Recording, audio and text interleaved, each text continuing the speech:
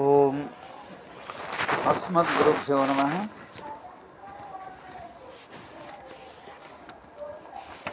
అందరికీ నమస్కారం. ఈరోజు మనం భారతం గురించి చెప్పుకోబోతున్నాం. వేద విజ్ఞానం సామాన్య జనులకు అందుబాటులో ఉండినట్లుగా త్రికాలజ్ఞులైన మన మహర్షులు సరళమైన సుబోధకమైన భాషలో ఆకర్షణీయమైన శైలిలో ఇతిహాసంలో పురాణములు రచించారు. ఇతిహాస గ్రంథములో శ్రీమద్ రామాయణము, శ్రీ మహాభారతము రెండు మాత్రం ప్రస్తుతం లభించున్నవి. ఈ రెండు గ్రంథములు భారతీయ వాగ్మయమునకు తలమానికాలు, ఆర్య సంస్కృతికి పట్టుకొమ్మలు. ఇవి భారతదేశ గౌరవమును ఎనబడింపజేయనివి.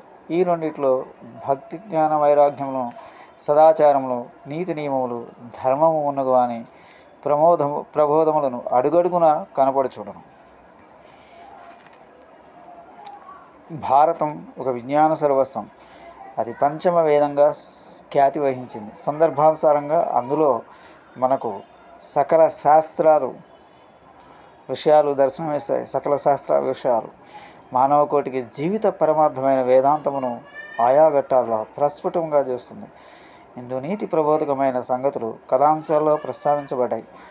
మానవాళి మనుగడికి మూలములైన ధర్మరహస్యాలు ఇందు కోకొలలు.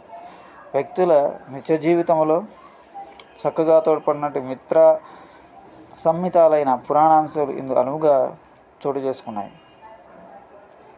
మేలైన సామాజిక సంబంధాలను ఇది తెలియజేస్తుంది.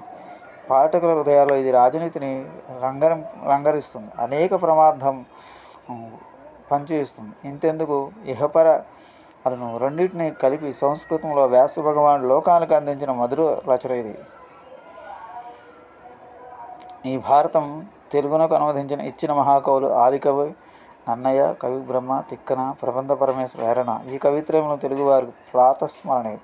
వింటే భారతమే వినాలి, తింటే గారెలే తినాలని భారతం తెలుగునాడు వ్యాఖ్యాతి వహించింది. మనం ఈరోజు నుంచి ప్రతిరోజు నిత్యం కొంచెం భగవద్ భారతాన్ని అనుసంధానం చేసుకోబోతున్నాం. స్వస్తి, జయ శ్రీ.